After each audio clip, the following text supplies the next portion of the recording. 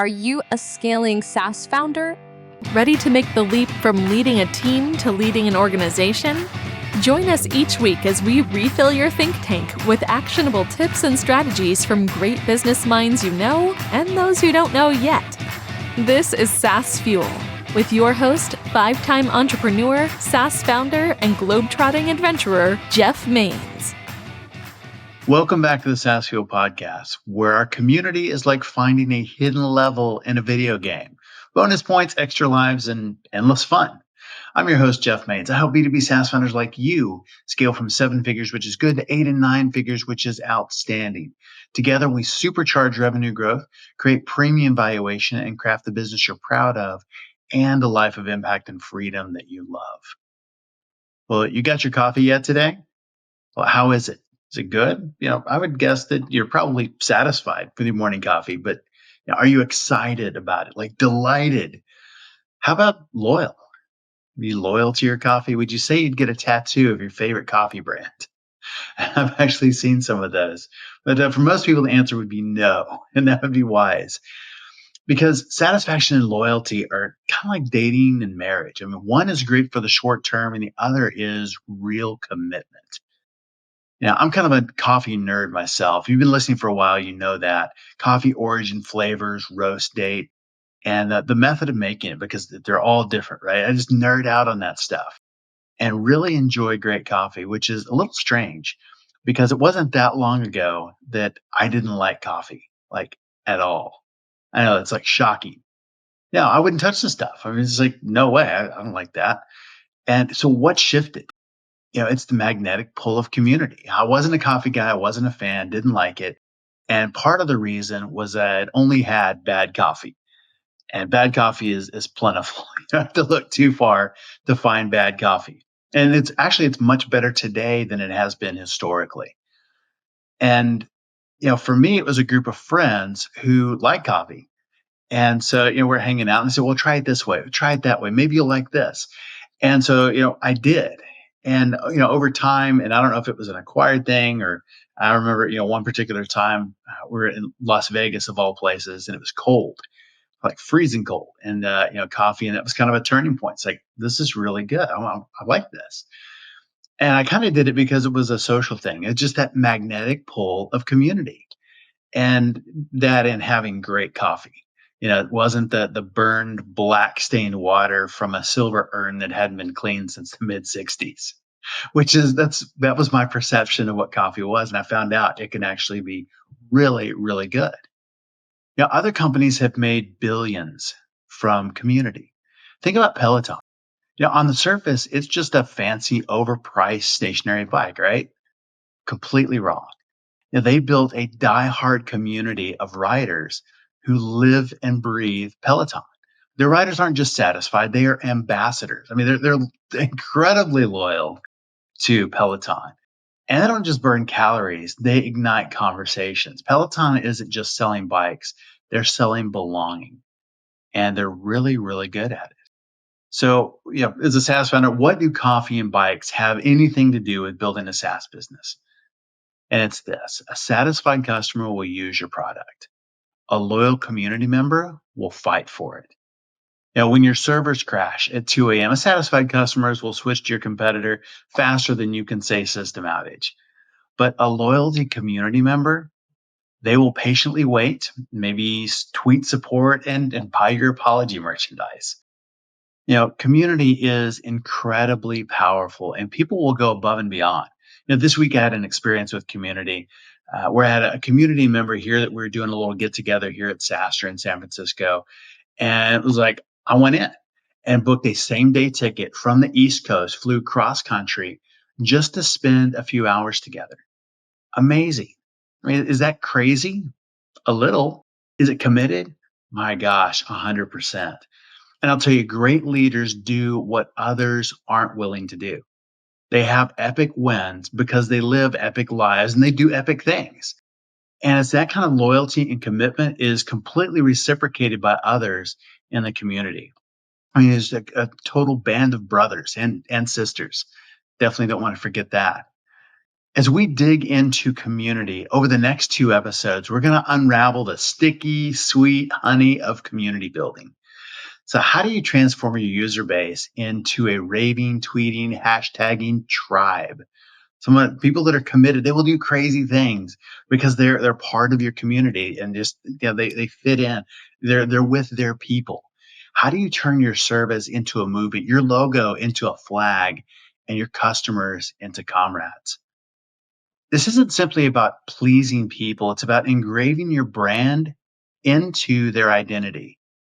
It's a difference between a one night stand and a lifelong partner. So are you ready to turn those swipes into a walk down the aisle? Let's build something that lasts, something that's more substantial than fleeting satisfaction. After all, community, it's not a feature, it's a feeling. So who's in? If you like the idea of community, then you need to pick up a copy of a new book called From Grassroots to Greatness: 13 Rules to Build Iconic Brands with Community-Led Growth. You've heard of product-led growth. You've heard of sales-led growth. How about community-led growth? We've all seen how traditional marketing, even digital marketing, is kind of losing its edge. It's harder and harder to stand out in that world. Features won't do it. Big personalities certainly won't do it. Gimmicks may work temporarily, but the novelty of being the dancing bear is exhausting and wears off pretty fast. So how do you stand out in your business? Community, I'm telling you, that is where it's at. We are lonely as a society overall and need connection. We crave that kind of a connection. But we also want a place to fit in with people we have something in common with, like that Peloton community. And a thriving community is your biggest asset, even bigger than brand.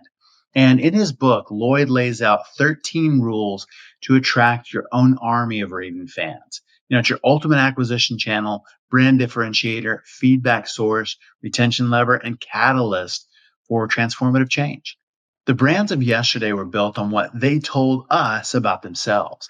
Brands of the future will be built about what the community says about them. The book From Grassroots to Greatness releases today, so grab your copy at FromGrassrootsToGreatness.com or Amazon. Our expert last week was Erwin Howe, founder of Chromatics Web Design, an award-winning web design and conversion agency. Erwin laid out how to make your website and copy engage and convert better with a 5 C's framework that was absolutely brilliant. That's an episode that I've actually gone back to and listened to a few extra times myself. So if you missed it, you're going to want to do that as well. Our founder last Tuesday was Tony Flores, founder at Growth Science. They replace funnel analysis with market research to supercharge go-to-market execution and help challenger brands in competitive B2B SaaS categories become category leaders. If you missed either one of those episodes, go back and give them a listen. Really, really good stuff there. Well, my guest today is Lloyed Lobo. Lloyd is the co-founder of the fintech platform Boast.Al. He leveraged the community-led growth model to bootstrap the company to $10 million in ARR, which he then exited. Also co-founding Traction, a community empowering more than 100,000 innovators through connections, content, and capital. He is the author of From Grassroots to Greatness, 13 Rules to Build Iconic Brands with Community-Led Growth. Welcome, champion of community-led growth, Lloyed Lobo. Hey, Lloyd, welcome to SaaS Fuel. I am excited. Thanks for having me, Jeff. Well, I'd love to hear a little bit about your story. How do you go from refugee to, I'll say, awkward engineer, as you put it, to SaaS CEO to best-selling author? Definitely. So, best-selling is yet to be determined, at least in the new releases pre-sale. The community has been very fortunate to pre-order, and it's hit top new releases in a number of categories. So, journey as a refugee to being an awkward engineer and then being a founder, and here is a very interesting one. But usually what I find is that people have something in their childhood that draws them towards their journey in the future. And I guess my first experience with uncertainty and risk came during that Gulf War. I wake up one morning and my mom tells me, I don't think you can go to school anymore there is a war that has just broken out and the security of the country has lapsed. We can hear bombings and lootings. My first reaction actually was that of excitement, because I think I had like a learning disability or something growing up. I would study very last minute. It would be very difficult for me to read anything. And so I study for this math exam and I show up and it's a geography exam. And I was certain that I'm failing fourth grade. So when my mom wakes me up and says, hey, I don't think you can go to school anymore, my first reaction is, yes, you're never going to find out. I failed fourth grade. But then when the reality started to sink in, the worry on their faces, I'm like, okay, this can't be good, right? As a 8-9-year-old, you see your parents stressed out and you're like, okay, something bad is happening. So that day I go down the building and with my dad, we're like looking around and we see a bunch of concerned faces. And in 2023, it's become fashionable to belabor on problems. For some reason, the media perpetuates bad news because bad news drives eyeballs and engagement. But back then, it wasn't like that. There was a problem, obviously. Security had lapsed. There was a time where there was no phones or internet. And you don't know what you're going to do. But instead of belaboring on the problem, I saw that building almost became a sub-community and people started saying, okay, you know what? I'm going to guard the building from 6 to 12. And somebody else is like, okay, I'll guard it from 12 to 6. And somebody else is like, okay, I'll stand with you. Another person said, hey, I'll organize supplies and food. How are you placed for food and supplies and other things in the house? And somebody else is like, hey, I have family members that are displaced. So they immediately started finding out, okay, you know what? I got extra room. Somebody else said, hey, my friend works in the school nearby. So maybe we can figure out some shelter. Every building was having a similar conversation. And so every building became the sub-community and word of mouth spread from building to building to building and eventually became this grassroots movement that ended up being probably the largest evacuation at a time when there's no phone or internet. And they communicated with embassies, with countries, and evacuated people to safety. And when I think back, what is entrepreneurship? It doesn't necessarily have to be a business, but entrepreneurship is taking an idea to execution and impact while dealing with extreme risk and uncertainty. And that was a time of extreme risk and uncertainty. And that was also my experience with community, where how people come together, mobilize, and create impact. And when we left Kuwait, I was on this rickety bus going from Kuwait to Baghdad to Jordan on the highway of death. Buses were bombed. You weren't sure you're going to live or die. You weren't sure what you're going to do next and how long it would take. But as I looked around the bus, the adults, instead of being concerned and crying, were laughing and singing and playing the guitar. And I realized that day that it's neither the destination nor the journey, but it's the companions that matter the most. You could be on a crappy journey on the way to hell, and great companions make it memorable. And let me ask you this. Have you ever been in an exquisite environment, probably sipping champagne and eating caviar or something similar, but you felt like suffocated? Yes. And here I am in this environment, and everyone is having a blast, right? And it tied very similar to years prior. So my grandparents and my mom were raised in the slums of India in Mumbai, and my grandparents had 10 kids, and it was a small, makeshift home, I guess, 4 walls and an aluminum roof. And every time I'd visit, my fondest memories as a kid was spending 3 months of summer in that slum in Mumbai, where it would rain all the time and puddles would turn into ponds and we'd be swimming in there. Or watching TV was a communal activity where people would, whoever could fit in that little house would fit in, and others would be hanging from outside and watching TV, playing games together, exchanging like food and snacks, passing home to home. And, that place didn't even have a bathroom. So you had a common toilet that you had to wait in line every day, right? And set amounts of time. But it was the best time. And every year that we left back to Kuwait for the summer, I would just cry and not want to leave. And so I always ask my mom, my grandparents, why do you have random strangers in the house? You barely have room for others. And I would always hear some version of the only way to create abundance in life is to help others without expecting anything in return.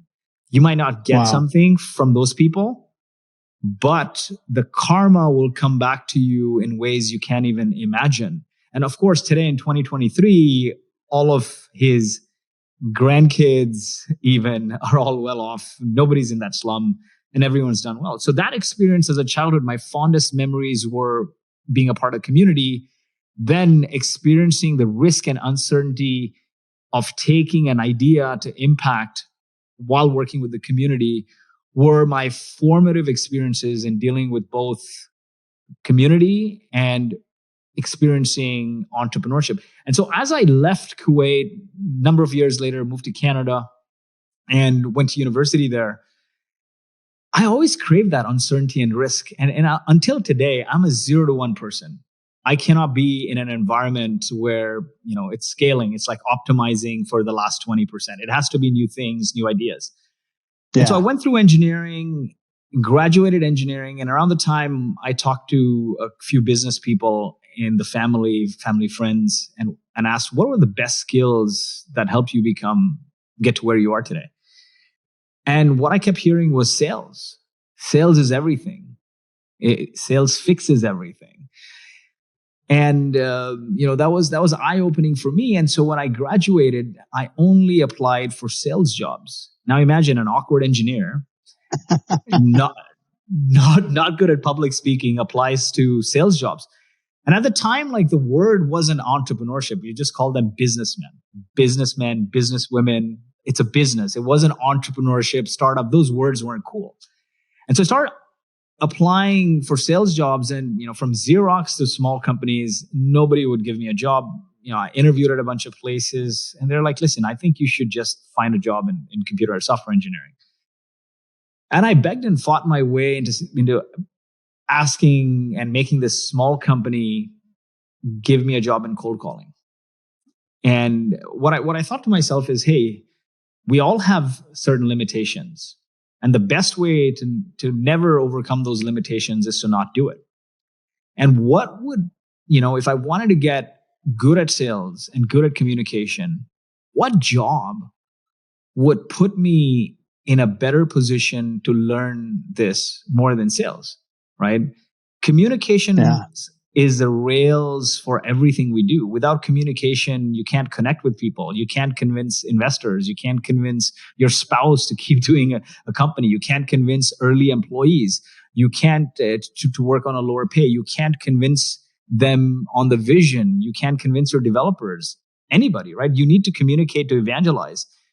And a lot of us today, we say, you know what, I suck at writing and I suck at this and that, but we never do it. If you never do it and you suck at it, you'll never get better at it. And so the best way to learn something, it's like chiseling a sculpture, right? You start heavy and then you refine it, but you got to take that first step and keep doing it, right? Ultimately, communication, is one of the key aspects of driving success in this world, being a successful business person, a professional.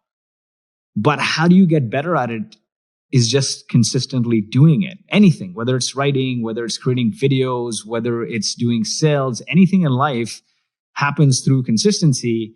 And I thought to myself, the only way I can be consistent, be forced, right? Because motivation is very hard, Jeff. I've found myself lacking motivation in several scenarios, right? But systems eat motivation for breakfast. So if you create, what better system than get a sales job, and you need to pay the bills now and you need to hit quota. And so every day you're forced to communicate. There's no other job on this planet where you're required to communicate, polish your messaging on the fly, negotiate, course correct, and do this day in, day out. Forget day in, day out, hour in, hour out, minute in, minute out. That's all you're doing. And that was the best skill. And for people listening and taking advice from this, I would say, it's important to get started. The first cold call I made, I took 4 hours to prepare.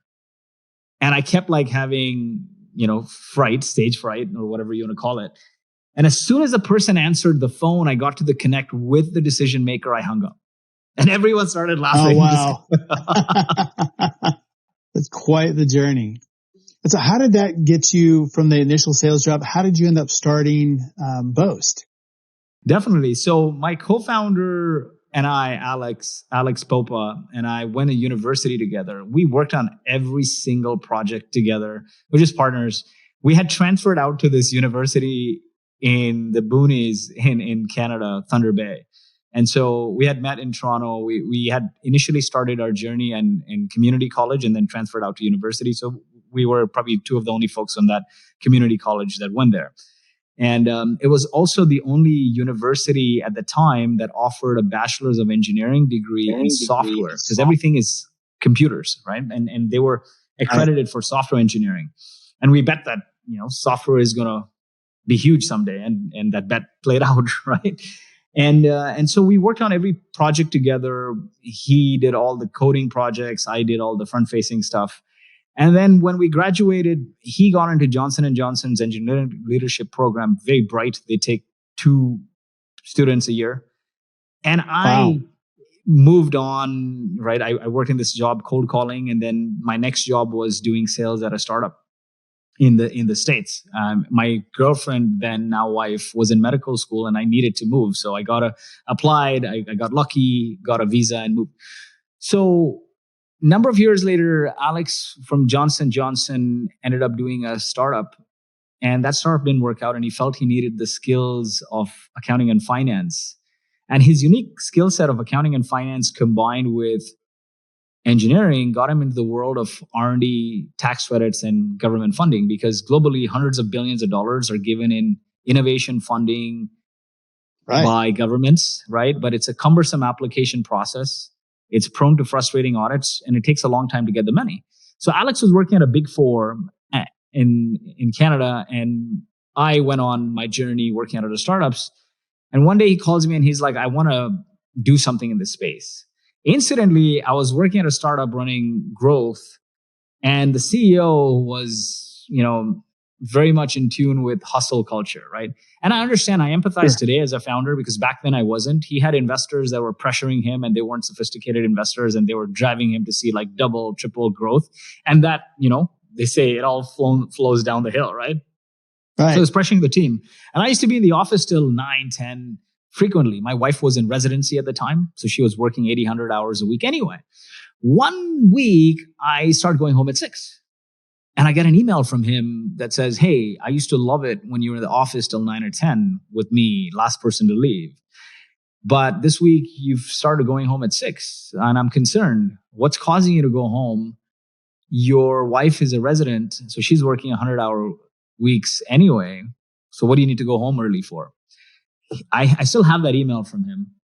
And what had happened was my parents were visiting me from Canada. I hadn't seen them in some time. So I started going home at 6.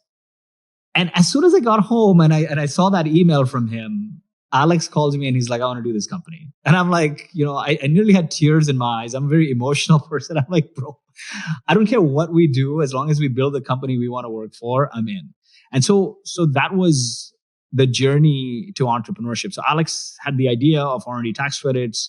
He was the brains behind the system and all the operations. I was the face of the company, and we worked as one unit. He was founder CEO. I was founder president, and it was a great relationship that carried on from how we operated in university. He did all the coding projects. I evangelized the professors and the stage. But there was one key step that was crucial for my learning in between becoming the head of GTM at a venture-backed startup and the cold calling job. So when I moved to the States, I got this job in sales. Now I wanted to go from, of course, dialing for dollars to actually closing big deals. So I joined this startup that was selling supply chain software to big companies, Tiffany, Armani, Simon & Schuster, etc. And I joined there in sales, and a couple months in, the CEO who was managing the whole, I guess, product and GTM functions, he left. And then I realized very quickly that there's not a repeatable, scalable product in a way here. You got to talk to customers and understand their pain points and figure out what to build. Then I also got to wireframe and communicate what to build to the developers. And guess what? I also have to now build a new website and figure out all the product marketing and materials. So the issue was, a lot of people, I think in 2023, as I talk to younger kids, they say, oh, this is not the job I signed up for. I'm going to quit. And I had that. I didn't have the option. I came to the US on a visa, right? And more importantly, I was long distancing with my girlfriend who had known, we've known each other since our teens. So I wanted to be with her. So I'm like, I don't care. I'm going to do whatever it takes. And so I started walking the plant floors of these companies like Tiffany, Armani, Simon & Schuster, et cetera, and started talking to them and understanding their pain points, and then started wireframing and writing spec docs for the development team. And then when the time came to launch, we redid the website, and I needed to learn about marketing and SEO. This was a time where everything was offline, right? Digital wasn't a thing. And so I started Google searching, like, how do I SEO? How do I basically do digital marketing?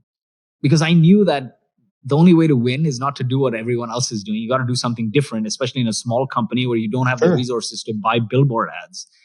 And so I started finding all this content from HubSpot's inbound marketing program. Yeah. And I joined, I did the inbound marketing certification.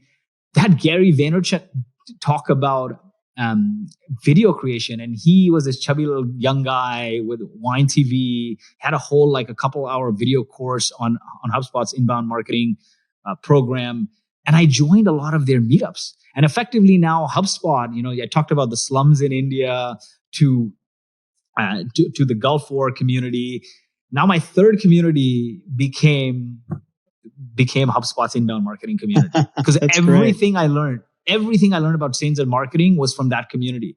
And I would just implement it right away. And that's the best way to learn, right? It's not like read, but you're referencing it and then watching and you're doing it. And I still remember back then I launched a video and it got 30, 40,000 views. And it was a boring manufacturing facility video, which is a testimonial from Simon & Schuster or something. And so that formed my learnings. And that day I realized a second thing. Communication is critical, but the second skill you need is the ability to create. And there's no better job than to work in an early product startup as probably the Renaissance salesperson or the first salesperson, because you're working alongside the founder and you're talking to customers, figuring out what to build and communicating that. You learn a ton, right? You're basically, effectively, you're doing founder level sales. And so that combination, I think, learning to communicate and learning to create, if you combine that together, you can do big things. And so that was, I think, the most important experience in my journey, because if I hadn't had that experience, I wouldn't know how to now translate customer requirements into developer requirements and how to infuse marketing. Because think about it, if the visa wasn't the issue, then I would have probably left the job and joined somewhere else. And if I joined somewhere else, then I would be very shoeboxed into just doing sales and been an AE, and my journey would have been an AE. I'm sure it would have been a great one, because you could do great at one thing and keep quick down that path. Sure. But it took me on this founder path, and then I love that risk and uncertainty, and then that ended up being the journey. So the next company I joined was a startup where the founder said, "Hey, why are you going home at 6?" And that's when Alex called me. I jumped at the opportunity, and it's funny because we decided to move to San Francisco at the time, and I kept telling my wife, "Listen, if you want to do a company, you got to move to the Bay Area. I don't care how it is or what people say, but if you want to be in movies, you got to go to Hollywood." And that's the jam. And I'm like, there's no tech ecosystem in the East Coast, like New York, New Jersey, Philly. There's not much of an ecosystem. And she fought and she argued and all of that. And then she finally said, "I'm going to apply to one university. If I get in, we're in." And that ended up being Stanford. She got in 13 years later. We're still in the Bay Area. Now, Alex was in Calgary at the time. And so I moved into his apartment for the first few months, and I was shuttling back and forth San Francisco to Calgary. But that small subset of customers that we found in the early days in that Calgary ecosystem was what helped us validate, get early customers, get to our first couple million in revenue. And then we scaled from there now, Calgary, Vancouver, Toronto, Montreal, San Francisco, many parts of the US, and so on. So what was that journey like? I mean, you get the initial traction, you get your initial customers, and then you're on your way to 10 million. What are the milestones, or what are the things that you did to go from 1 to 10? What are the different phases of that journey? Definitely. I think the phase from 0 to 1 is crucial because it's hard. And Sure. then the journey from 1 to 10 is another big milestone. And then 10 plus, right? 10 to 50, and then maybe 50 to 100, which I haven't seen, but now the company is north of 20. So a lot of things break, especially when you're a bootstrap company and you bootstrap to 10, when you go from 10 to make that journey to 20.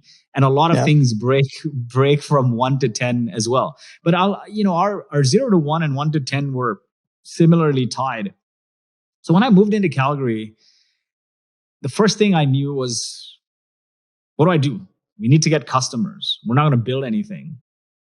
Alex had done a startup. I had now worked for 2 venture-backed startups that had failed, but I learned immensely. And so picked up the phone, started calling, right? Hey, we'll get you money from the government for your product development. All you need to do is give us your product development data. And they're like, who the hell are you? Imagine you get a call like that. Hey, you know what? Did you know you could get a couple $100,000 from the government under these programs? All you need to do is give me your data. I'll look at it and I'll apply for these programs for you. That's how we started. No products because we had no money. We were bootstrapping. We had been a part of failed companies and we knew what venture and raising money and building things that people don't want looks like. And everyone would say, no, like, we don't want to talk to you. So we started calling a bunch of ICPs. So the key learning there is, number one is you got to figure out your ICP. How do you hone in on that? So came through this framework, which is figure out the size of the market. Is it a large and growing one? Figure out the ease of access and figure out their propensity to pay. Now, it doesn't matter. It's a massive market. And they have a great propensity to pay. If you don't have ease of access, you're not going to go from 0 to 1. Forget it. And our thing was initially in the early days, we were calling larger companies, deep tech, manufacturing, traditional industries, and nobody would talk to us. And we're like, okay, let's start going to these people's events. So we started going to like supply chain events, manufacturing events, trying to meet the CEOs, but we had nothing in common with them. We couldn't relate. You're 2 young guys, right, in their early 30s and doing this company. And startup wasn't a thing back then. So like, why should we work with you guys off the street? Then we started swarming the startup events. Every single tech event we went and we got involved in. And we realized that, okay, this is our tribe. Because we come from that background, they're founders, it resonates. The conversations are happening. And then the second thing we realized as a part of that ICP exercise is these founders have very specific problems, right? I want to grow my business. I want to figure out how I get my first X customers. I want to figure out how I secure my first angel investor. Everything is like, how do I do a first of? I want to figure out how do I validate my marketing channel. The issue there was when we started going to these events, none of these events were talking about these things. They were all high-level CEO platitudes from very big company CEOs, like startups who had like made it. And that's not helpful to a 0 to 1 founder, right? Right. And we figured that the reason why that was happening was everyone who was organizing those founder events were event organizers. They weren't founders like us. So they hadn't had that journey. And so we're like, you know what?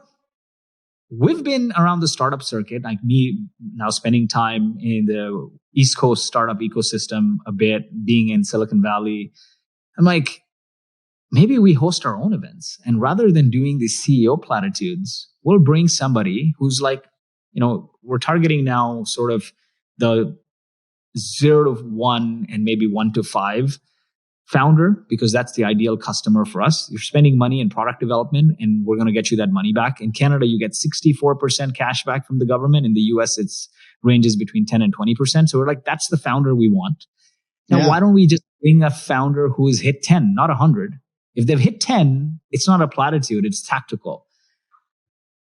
And so then our emails transform from saying, hey, buy my stuff, buy my stuff, buy my stuff, to, hey, founder, we are bringing Jeff to talk about how to get your first customers. And it's a small meetup at our co-working space, and pizza is going to be there for free. We're going to need 10 spots. Do you want to come? Everyone came. It was full. And we now do that on a cadence, because what that did was the social proof of the speaker was parlayed onto us. We got the brand rub of the speaker. Right. And now we started getting conversations with our ICP, right? Figuring out, okay, this is a large growing market. And at the time, actually, people were making fun of us. Large competitors are like, why are you going after the startup market? You guys are fools. Like, these guys are going to go bankrupt. Your business is going to flop. Like, go after manufacturing, go after deep tech, go after electronics, like go after all these industries. And I'm like, we're founders too. And we know none of these companies are talking to us. Yeah. Right.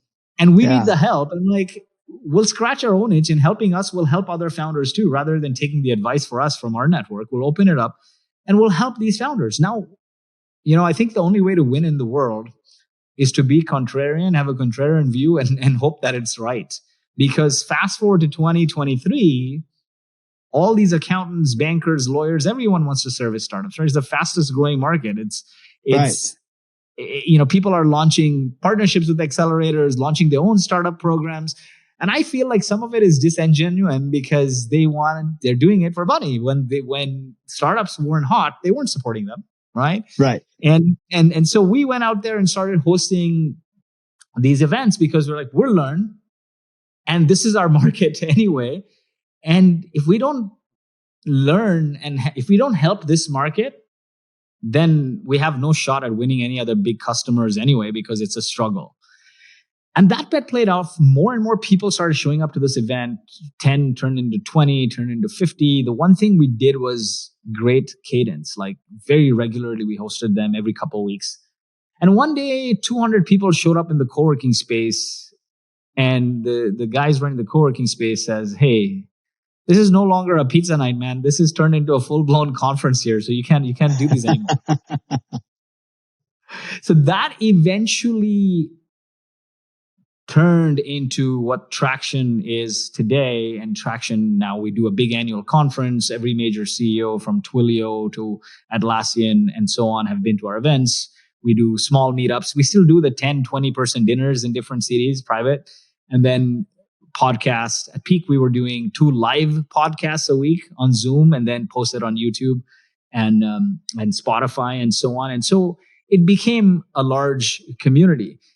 But what happened was the brand rub of these speakers got me to a third learning, right, in terms of building the company, or rather the second learning in terms of building your company, is now that you have your ICP, your ideal customer profile, figure out their circle of influence. Who are the other people they buy from? Because they could be your partners, sponsors, etc. Who are the people they follow and look up to? Because these could be special guests you invite into your content, into your community as speakers. And the last one is, where do they hang out? So what platforms do they live on? What magazines, what blogs they read? Now, this was 2012, so it was a time where LinkedIn wasn't prevalent at all. Nobody was using LinkedIn to distribute content. Instagram and all of this stuff wasn't massive in that way. And so people were reading TechCrunch and blogs and everything else. And so I noticed the local newspaper was not covering startups. That just shows you back then, like, nobody was supporting startups. So I told them, I reached out and I followed up several times. I mean, being the relentless cold caller I was, email, call. I said, listen, I will write Startup of the Week as a column every week. Just give me a column. You don't have to pay me. I'll do it. I'll find the startup. I'll cover it. And I wrote that column for 2 years. Now, the meetups we did, combined with that Startup of the Week content we wrote, coupled with now inviting other vendors who startups bought from, and inviting speakers who were people they followed. And then over time, as the events got bigger, we started inviting journalists from magazines like now TechCrunch. Frederic Lardinois from TechCrunch, who's a senior reporter there. He comes to all our big events and he moderates sessions because I'm like, I don't want to hog the limelight. You moderate. So now when a founder comes to our events, no matter how big or small, they feel like, okay, it's my tribe. I follow these people.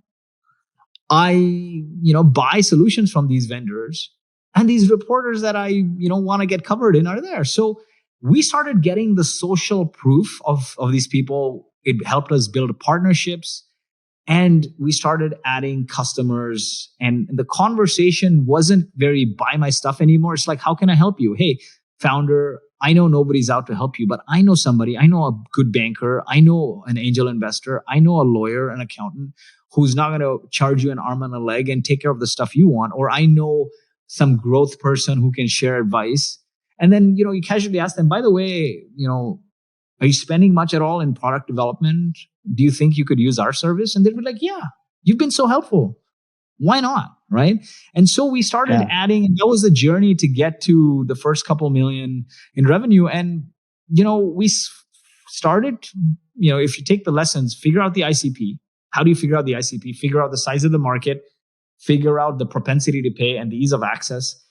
Understand the customer really well, their pains, their needs, their aspirations, their goals.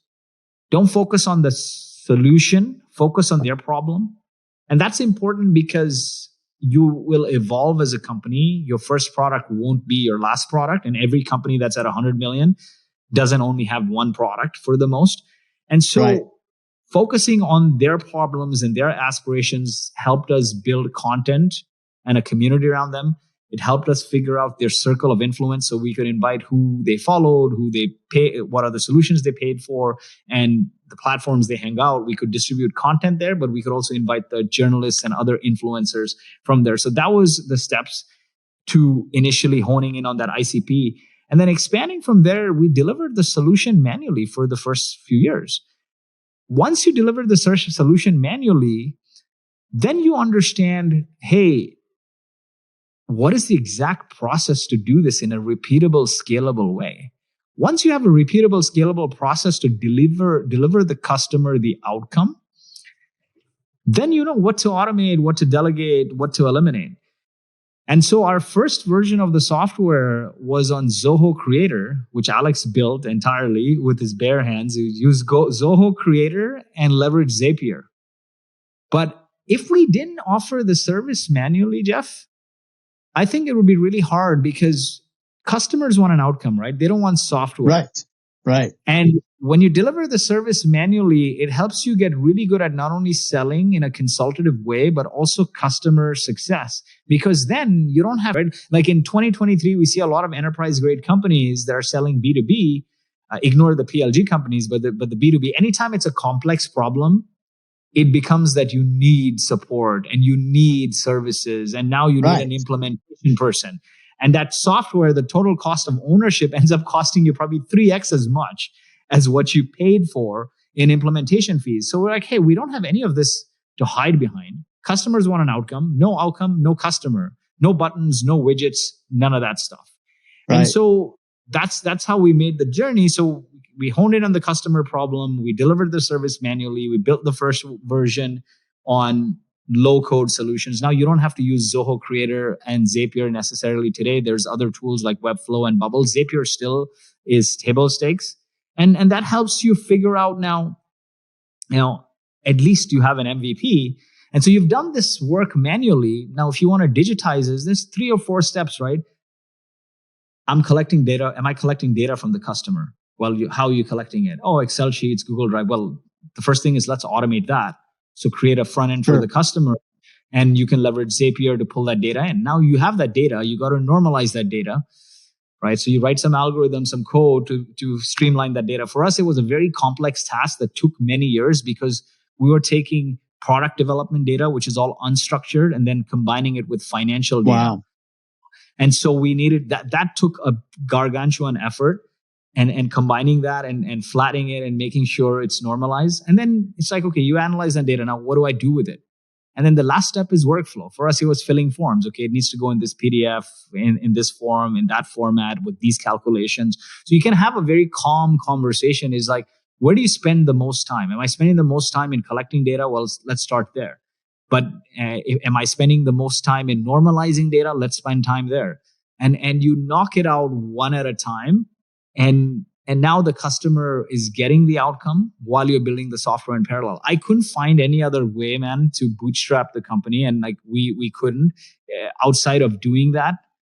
Get customers to pay you, deliver the service manually, understand the process, deliver a no-code solution first as an MVP, and then at scale, build the technology from the ground up. And in parallel, build a community, because we didn't have the budget to invest in ads and whatnot. And over time, our community built. Through the community, we met influencers and partners who could refer us these customers. So it wasn't just customers coming direct from our events. And that was actually the journey from 0 to 10, some iteration of it, right? Like, so initially, like I said, small events in Calgary, then expanded into a big conference, even initially doing the service manually, then expanded to Zoho Creator and Zapier, then our full-blown product. It was iterations on that same model though. And the funny thing is, during COVID, everything was shut. We had to even shut big conference. And now we had like 55, 60 speakers we had confirmed. And I started to get paranoid. I'm like, dude, this is like a big part of our BD is hosting in-person events. And if you don't do this, it's going to be hard. It's going to be really difficult. How do you do business? Right? Because our cold calling was warmed up. So over time, we added cold calling, but that cold calling wasn't super duper cold in the sense, if your brand is visible everywhere, it's a little warmer when you outreach. Right. Or you can layer in that, hey, buy my stuff. Then the next email is, by the way, while you're looking at it, we're hosting an event that is relevant to you with this speaker. And if it's the CEO of a big company, then it builds social proof, or you add some social proof in every email. So we canceled this conference, and I didn't have the fortitude to do a 2-day virtual summit because I wouldn't sit through it. I can't sit through it. So reached out to all the speakers on a bet that actually played off and said, hey, would you be willing to do a live AMA, like a live fireside chat with our audience every week? And, that played off because we started getting few hundred people join those live sessions on Zoom, and we quickly expanded to 2. So over time, we started doing these two live webinars a week, post the recordings on YouTube, post the audio on Spotify eventually. But first it was all YouTube and live on Zoom. And the audience during the pandemic went from like 30 some odd thousand over the 2 years to over 100,000 subscribers. What we also found is that our investors that eventually bought the company came through that community. So there was a small window where in-person events opened up. I'm a big believer in in-person. I love this audience. I love in-person. Yeah, but anytime you incorporate more than 2 senses, we're sound and sight. Now, in-person would be taste, touch, and smell. We'll start building stronger bonds. And actually, I'll touch on this a little after the investor story, but there's a common framework as I was writing the book and interviewing people that I came on that is common to every obscure idea that became a global phenomenon, from like Christ to CrossFit. And I'll talk about that in a second. But we did this in-person event because things opened up for a very brief period, and through a community partner, right, that we had in our circle of influence, we invited a VC to participate, Radiant Capital out of New York, on a panel. They came, they loved the event so much, they reached out to me and said, hey, why don't you join our venture partner network? We'll give you carry. And I said, listen, this is like a side community thing I do just to support other founders. We've been doing it from the time we started the company, but I have a business to run and I don't have the energy to do this or time. They're like, what's your company? Because our events were all traction, right? And when I explained what they did, their jaws dropped. They're like, you're selling $100 bills for $20 and no marketing team and got like 80% gross margins. Can we invest? And I'm like, I knew Alex was dead against taking investor money. He's all about like, how do you maintain control? And like being in an investor relationship is a marriage. Yes. And yeah, it is. Thanks again, Lloyd, for coming on the show and sharing your journey and insights. We will hear more from Lloyd on Thursday in the second half of this episode. You can learn more about Lloyd and get your copy of his book, From Grassroots to Greatness, at FromGrassrootsToGreatness.com. All links, highlights, resources, full show notes are available at SaaSfuel.com. You can subscribe and follow us there or check us out on YouTube as well. Everyone who subscribes this week gets an espresso epiphany. One shot of this will solve all of life's problems, or at least you'll think you have, for about 15 minutes. So enjoy the buzz. Well, join us again Thursday for the conclusion of my interview with Lloyed Lobo as we dive deeper into community-led growth. What does it mean? How do we do it well in your SaaS to build a community of ambassadors out there in the marketplace for you? And next Tuesday on our Founder Series, my guest is Alexander DeRitter, co-founder, visionary, and CTO at Ink, the world's first AI-powered content optimization software. Alexander crafts magical tools for web marketing and loves to study the how and why humans and AI make decisions. If you want a glimpse into the future of AI and where we're headed, Alexander has been doing this for years. You'll be blown away with some of his predictions for the future. So I will see you next time, and as always, enjoy the journey. Thanks for listening to SaaS Fuel. Full show notes for each episode, which includes a summary, key takeaways, quotes, and any resources mentioned, are available at SaaSfuel.com. Be sure to follow and subscribe wherever you listen to podcasts. And if you're enjoying the content and getting value from these episodes, please leave us a rating and review at ratethispodcast.com/SaaSfuel. We'll be sure to read these out on future episodes.